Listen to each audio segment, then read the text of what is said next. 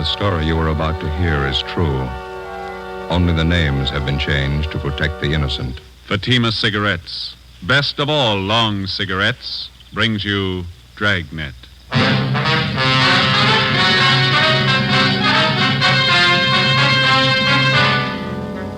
You're a detective sergeant. You're assigned to narcotics detail. A gang of veteran dope peddlers moves into your city. They offer $100,000 worth of heroin for sale. They make their contacts. They're ready to do business. Your job, stop them.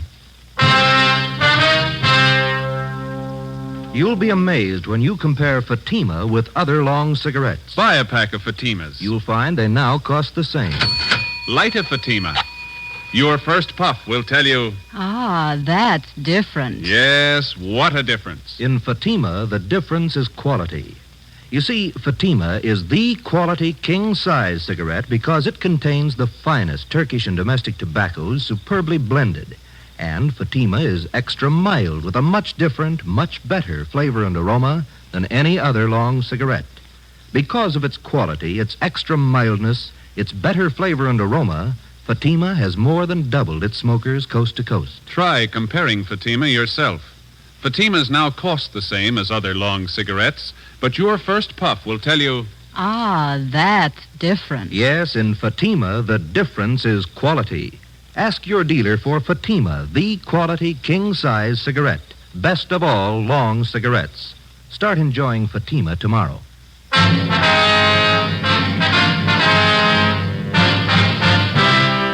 Dragnet, the documented drama of an actual crime. For the next 30 minutes, in cooperation with the Los Angeles Police Department, you will travel step by step on the side of the law through an actual case transcribed from official police files. From beginning to end, from crime to punishment, Dragnet is the story of your police force in action. It was Wednesday, June 24th. It was sultry in Los Angeles. We were working the day watch out on narcotics.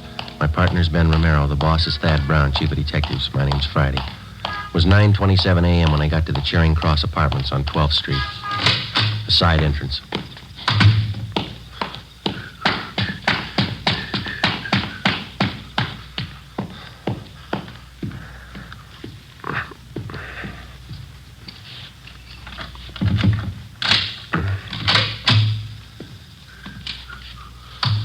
Hi. Hi. Anything doing? Nothing. How's the bug working? Better. One of the fellows in the crime lab came out and fixed it last night, went next door and replaced the microphone. I'm getting real sour on this detail, Joe. Well, here, let me take over for a while, huh? Here, you bet you. Here. My ears feel like a couple of baked cauliflowers. 2 solid weeks holed up in this place with a pair of earphones on. Yeah. What do we got to show for it? That woman next door hasn't even mentioned narcotics in 2 weeks. All she does is eat, sleep, and play solitaire. Goes out for groceries once in a while. Hold it. Somebody ringing the buzzer next door. First visitor in a week. Yeah. Just a minute. Yes? Your name is Maywater. That's right. What is it? I talked to a friend of yours, George.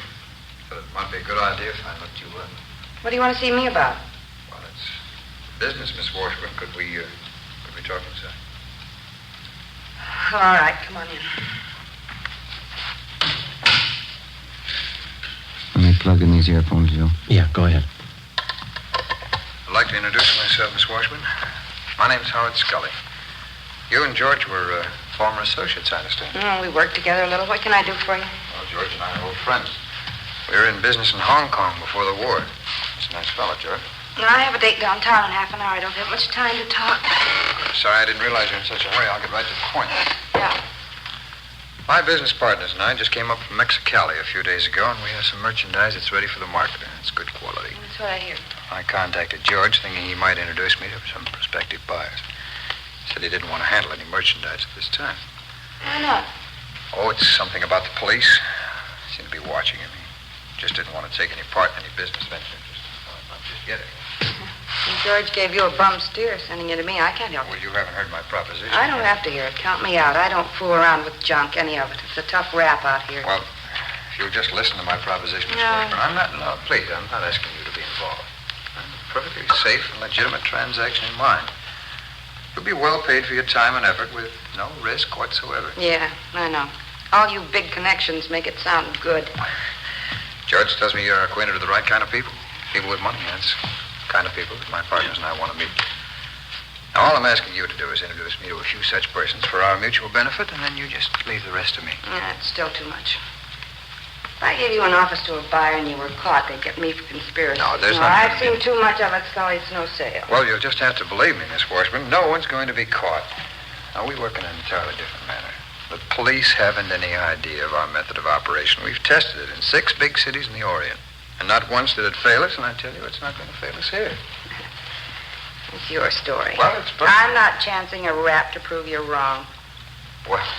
Here, do you want a cigarette? Yes, thank you. No, that's right. Okay.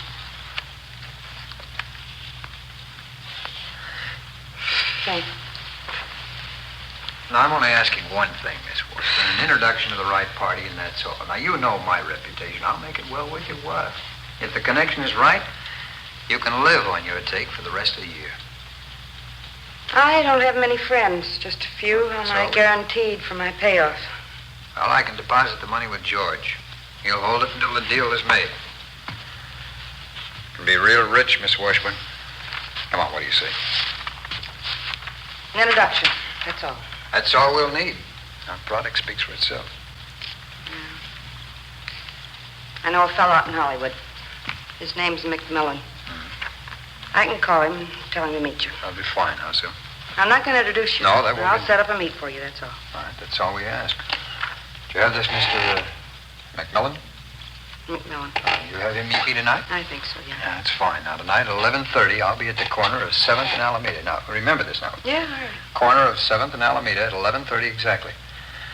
I'll have on a gray coat, and I'll be carrying a book. Now, McMillan shouldn't have any trouble recognizing me. You just tell him to walk right up to me, put out his hand, and say, "My name's McMillan," that's all. I'll know if he's the right party. My name's McMillan. That's all he has to say. All right, I've got it. I'll pass it on to you. Fine. Well, I'll make arrangements with George as soon as possible to take care of your fee. Thank you very much, Miss Washburn. Not at all. Just don't be too sure of yourself. The fuzz in this town could smell a bite 3 miles away. We'll take care of the police, Miss Washburn. The system should teach them a few lessons. Well, goodbye, Miss Washburn. Thanks very much. Yeah. Don't come here after this. Call me on the phone. Certainly. Goodbye. Joe, wait a minute. She's going for the phone. Come on.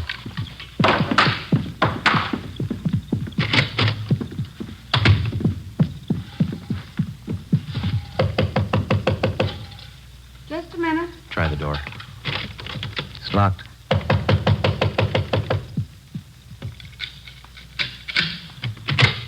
What do you want? Police officers. All right, what's the pitch? Like to talk to you downtown. About what? Howard Scully. What about him? We know why he was here. Get your coat, please. I haven't done anything. Come on, lady, let's go. I told Scully I didn't want in. He made the proposition, but I didn't buy it. You know that. I didn't buy a word of it. We did. Before the suspect was taken downtown, we informed her landlady to tell anyone that she'd be out of town for a week. That information was to be passed on to any of her friends or business acquaintances who might try to contact her. After that, we took May Washburn back to the office. After being questioned thoroughly, she was detained for further investigation. At 2 p.m., Ben and I met with Captain Kearney, Central Narcotics, and Inspector Virgil Beckner, State Narcotics Bureau, Southern Division. $100,000 buy, is that what they have in mind? That's the word around town, Skipper. Washburn girl told us the same thing. The Washburn woman was approached for an office, huh? Yes, that's right, Beck. She was ready to go when we picked her up. Pusher's Howard Scully, you remember him? About 9 years ago, wasn't it, the Tijuana deal? 8 or 9 years, yeah. That big heroin buy, they tagged every one of the gang but Scully. Yeah, he's no amateur. He's got every narcotic law in the book memorized. He sets the deals, takes the gravy, but he never gets tagged. How about the federal narcotics men, Romero? They've been briefed on this deal? I called Harry Stone over there this morning. They've been following it, too. Said he'd be over this afternoon. The setup of this McMillan guy. What do you think, Captain? Clear sailing there, Beck, as far as I can see. Scully set up to meet with May Washburn. Ben and Joe grabbed her before she could contact McMillan. Unless Scully's got a Ouija board, he still must figure everything's Jake. Then we could have a man meet with Scully tonight and pass himself off as McMillan. Well, shouldn't be too much trouble. From the way he talks, Scully's never seen McMillan. Has no idea what he looks like. It's just a guess. Neither one of you are known to Scully, are you? I never met him or his friends. I worked that case last February when we grabbed Ray Murdoch. He used to be a mule for Scully. That's as close as I've been. Well, I'm afraid that's too close. You know how many hype friends Murdoch has in this town. If any of them spot you and pass the word to Scully, the whole deal's choked off. Joe? Hmm? You think you could pass yourself off as McMillan for a couple of days? I'd like to give it a try. Beck, what do you think? Good with me. We can help with the tailing. Only one possible hitch I can see. Yeah? We're not positive this guy McMillan's a total stranger to Scully. It sure sounded like it, didn't it, Joe? The way Scully and the Washburn girl were talking. It's possible Scully might have seen a picture of McMillan. Maybe he knows something about his background, his habits, how he does business. It's possible, yeah. Suppose Scully starts asking you questions, Joe. How are you going to cover? Well, we could talk to the Washburn girl again. She might brief us. Now, if we need the guy's life history, let's pick it up firsthand. How do you mean? Get McMillan. Late that afternoon, Stanley McMillan was located at a small restaurant out in the valley and quietly placed under arrest. He was booked at one of the outlying stations on suspicion of violating the State Narcotics Act. We questioned him and got all the necessary information on his background that we needed. He told us that he had never seen or had any dealings before with Howard Scully. 7:30 p.m. I went home, changed my clothes, put away my gun, ID card, and the rest of my identification. An hour later, I checked in at a small hotel near 5th and Main Streets. 11:15 p.m., I left the hotel and started for 7th and Alameda Streets, where the scheduled meet with Howard Scully was to take place. As in most cases, there was one all-important rule that I had to work by. If the suspects were to be arrested and successfully prosecuted, we had to get them with narcotics in their possession or under their control. And one of the first things that the working detective learns is that dealers such as Scully rarely do the actual handling of narcotics except at the actual moment of sale. If the officer fails to make an arrest at that moment, the odds are stacked heavily against the conviction of the narcotics criminal. 11:30 p.m. I got to the corner of 7th and Alameda Streets. I walked up to a man standing by a lamppost. He was short, heavily built, dark hair, dark eyes, and a small scar on his chin. He had on a gray coat, and he carried a book under one arm. I put out my hand. Yes? My name's McMillan. Oh, glad to know you, Mr. McMillan. My name is Scully. Who are you? Understand we have mutual friends, is that correct? That's what I'm told, yeah. You're from Louisiana originally, New Orleans. No. Oh, that's so? Thought you were from Louisiana. Missouri, St. Louis. Oh, I see. I suppose we go for a drive, huh? My hotel's down on 5th. We could talk there. Oh, I think my car would be better. I can't afford to waste time. I got customers waiting. Oh, you can believe me, this won't be a waste of time. I'm prepared to do business. All right, let's go. Fine.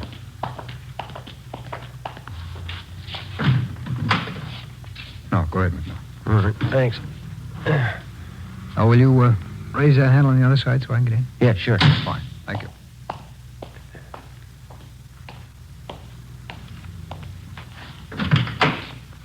You can't be too careful in L.A., I hear.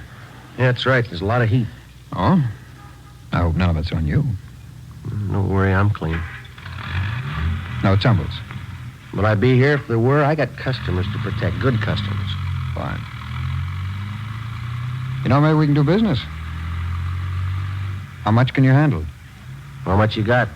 Well, how about 10,000 worth? Standard rate, full measure. Hardly cut at all. Sounds fair. We drove 3 more blocks, and then Scully pulled the car to a stop underneath a row of spreading palm trees on a deserted street. He pulled the emergency brake on, then he turned to me, clamped my arms to my sides, and shook me down. What's the pitch here? What's the idea? No offense, McMillan. Simple precaution in case you had a gun. What do you take me for, mister? I'm not used to doing business this way. That might go real great in the East, but it's nothing out here. Oh, no. I said no offense. This is a hot town. You could be a fuzz. You can't be too careful. You know that. Yeah, well, you don't have to pull that careful stuff with me. Who set up this meet, anyway? May Washburn. All right, if you can't trust her, you can't trust me. Now, maybe I'm not in the mood for business. No, come on. Take it easy, Mac. We work this right, and we've both got a good deal. Well, let's get to the point. Where's the stuff? Well, you bring the money, we'll bring the merchandise. Wait a minute. The car that pulled up behind us. Let's get out of here. Oh, you're nervous, Mac. Relax. That's my partner. Come on, I'll introduce you. All right.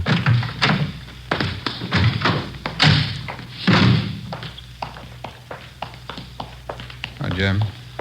Jim, this is McMillan. Mac, this is my partner, Jim Rhodes. Who are you?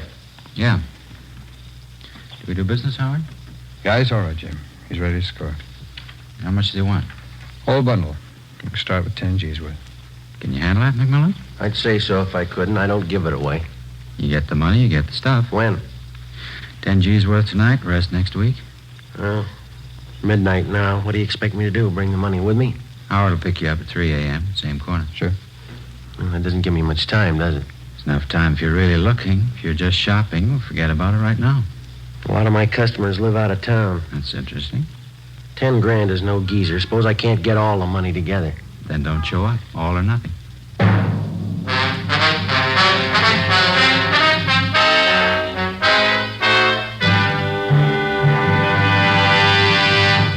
You are listening to Dragnet, authentic stories of your police force in action. Oh, no. Ah, that's different. Yes, what a difference. There's a difference you can hear, there's a difference you can see, but the difference in Fatima is quality. Yes, friends, when you compare long cigarettes, you'll find that in Fatima, the difference is quality. Quality of tobaccos. The finest Turkish and domestic varieties, extra mild and superbly blended to give you a much different, much better flavor and aroma than any other long cigarette. Quality of manufacture. Smooth, plump cigarettes rolled in the finest paper money can buy. Quality even to the appearance of the bright, clean yellow package. Carefully wrapped and sealed to bring you Fatima's rich, fresh, extra mild flavor. Fatimas cost the same as other long cigarettes, but your first puff will tell you... Ah, that's different. Yes, in Fatima, the difference is quality. Ask your dealer for Fatima, the quality king-size cigarette. Best of all, long cigarettes. Start enjoying Fatima tomorrow.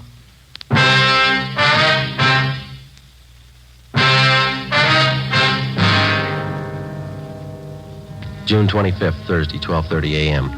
I had 2.5 hours to raise $10,000. The narcotics dealers, Howard Scully and his partner, Jim Rhodes, had laid it out for me. Either I had the money by 3 a.m. or there was no deal. If it failed to come off, our plan to trap the narcotics gang would be worth nothing. Rhodes and Scully could possibly find another buyer without our knowledge, make a deal, and flood the market with their store of narcotics. I knew it'd be impossible to get the $10,000 together. We had only one alternative. Fake our way as best we could. I went back to the hotel, put a call through to Captain Kearney at the office, and told him what had happened. He went to work on it. From the Narcotic Details Emergency Fund, set up for such purposes, we got together $600. From Chief of Detectives Thad Brown, Deputy Chief White, the State Narcotics Bureau, and anyone else available by phone, we succeeded in rounding up another $350. 2:30 a.m. The money was tied in 2 small bundles, with hundreds, 50s, and 20s on top. $1 bills were sandwiched in between. The 2 bundles were placed in a briefcase and delivered to me at the hotel on 5th Street. A gun was also in the briefcase. I took it out, put it in my pocket, closed the briefcase. 2:45 a.m. I left the hotel with the money and started for the big meet. 3 a.m., 7th and Alameda. McMillan, how are you? Scully? We're down this way. You have the money? Well, your pal said all or nothing. I got it. Let's have a look. How about the merchandise? We can check it in the cards right down here. Rhodes? All right. The money? Yeah, that's right. I got the money. Now, how about a look at this stuff? I'd like to know what I'm buying. We can stop on the way for a sample. Okay, Howard.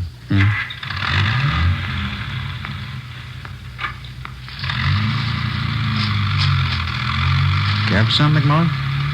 What you got? Cashew nuts. Have some. Thank you. There's lots of heat in this town. Cops as thick as flies. Yeah, that's right. Rough time. I gotta be careful. What's the reason, anyway? When to start? Well, about 6 weeks ago, Bulls tagged some high school kids. Half a dozen of them. Huh? What for? Well, they were regular hypes. Just punks, 18-year-olds. A couple of them were 17. Young squirts. Yeah, and the heat's gonna get worse. One of the punks cashed in yesterday. Read it in the paper. Overdose. Not gonna help, business. Well, I'll tell you one thing. I'm playing it close. I got good customers, and I'm not gonna risk my neck. How much stuff you think you can handle a month, McMillan? No thanks, no more. Oh, I got about 30 mainliners. They're regular and they're sure. 8-10 ounces a week, but they like good stuff, no alley hype junk. Howard must have told you it's all we handle good stuff. If it goes right, we could make it a permanent connection with you. Well, I'd like to see what you're offering first. We'll have a good look. All right, Howard, you know where to pull up. Yeah.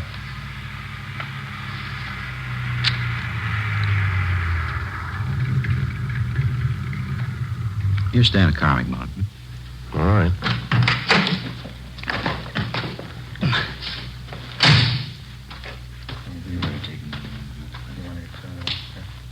Yeah.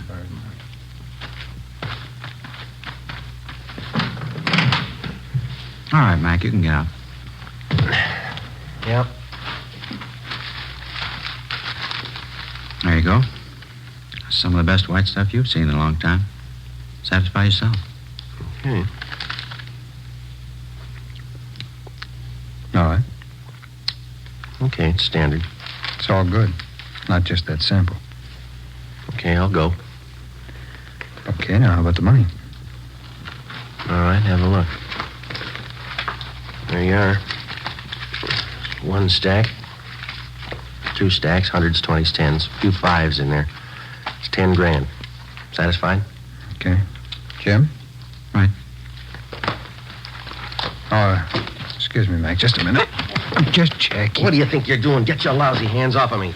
Now, no offense, McMillan. These are simple precautions. Precaution's nothing. We're doing business, aren't we? You shook me down once tonight. Now, how many times are going to take you? No offense, Mac. He's just checking, that's all. All right, then. Suppose I fan you two down. I got the dough. How do I know this isn't a hijack deal? Now, come on. This business works both ways. Either we have a deal or we don't.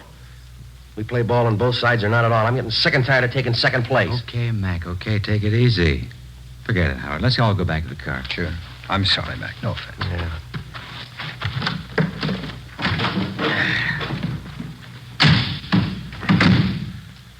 Okay, let's close the deal. Where are we going to go? Don't worry, it's a safe place. Okay, Howard.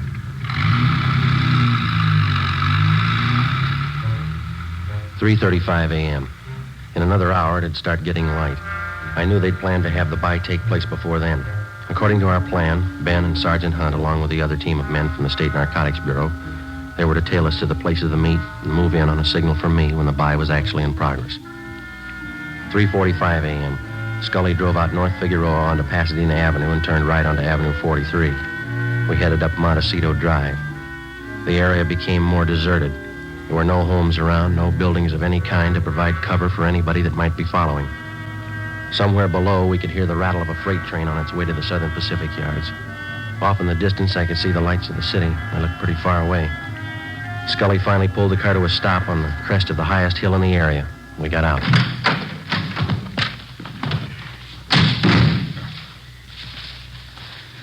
What do you think, Mac? A nice view. Yeah. Spent a long time finding this spot. It's foolproof. Yeah? Bring him over here, Jim. Let's show him. Come on. See there? Clear view of everything down below. At least half a mile in every direction. No chance of getting trapped up here. Pretty smart. That's the way I like to deal. If there's any cops following us, we can see the lights before they get here. Plenty of time to cover up any evidence. Cops ask questions, why, we tell them we're just looking at real estate up here. It's pretty good, huh? Well, I gotta hand it to you. You can't be too careful. What do you do for lookouts? Let me show you. Swede? Oh, Swede. Who's that? Friend. Yeah, Jim? Well, what's the pitch? Who is this guy? Business pal of Howard and me.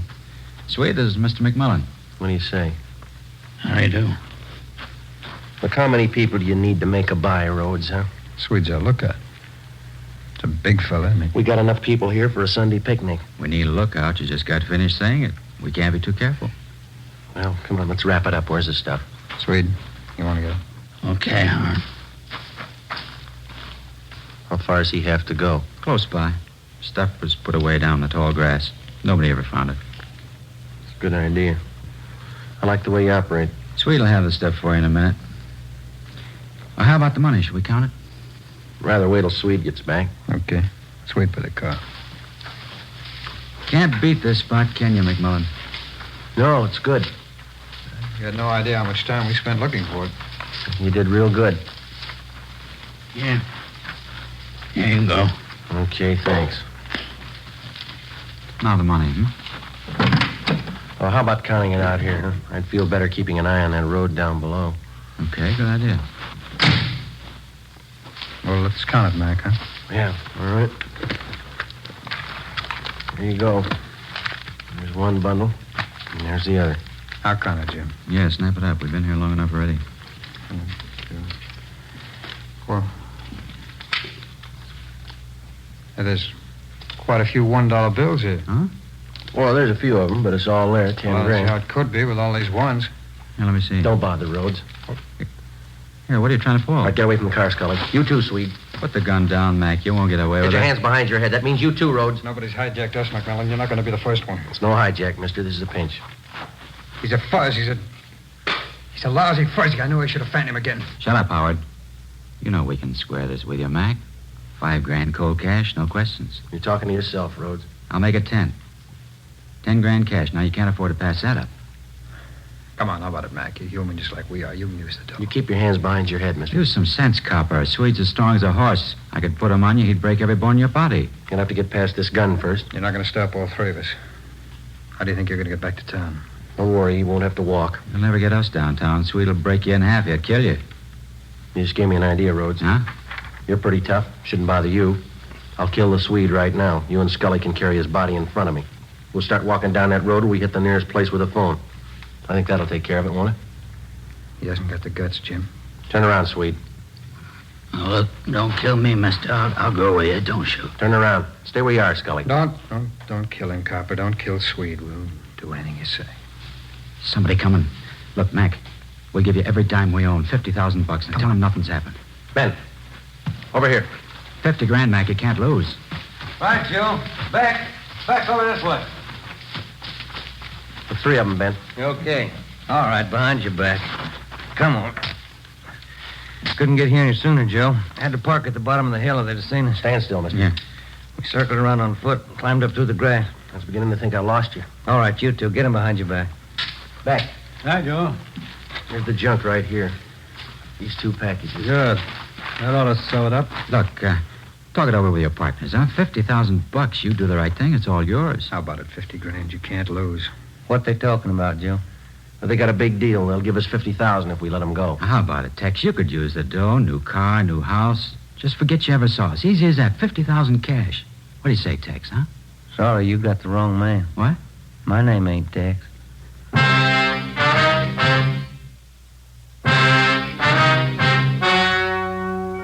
The story you have just heard was true. Only the names were changed to protect the innocent. In a moment, the results of their trial. Now, here is our star, Jack Webb. Thank you. In his training, the working detective is taught the importance of thoroughness. He has learned never to overlook even the smallest detail. What may seem unimportant to the novice may well be the one thing to help the working detective successfully culminate his case. So, with a cigarette. The people who make Fatima are well-trained and thorough in the manufacture of their cigarette. Fatimas contain the finest Turkish and domestic tobacco superbly blended. And pack after pack, Fatima is extra mild.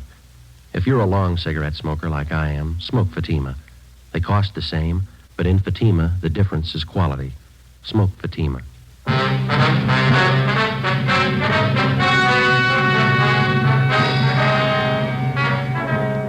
May Washburn, Howard Lewis Scully, James Henry Rhodes, and John Swede Nelson were tried and convicted. They received their sentences as prescribed by law and are now serving their term in the state penitentiary. You have just heard Dragnet, a series of authentic cases, portions transcribed from official files. This is NBC, the National Broadcasting Company.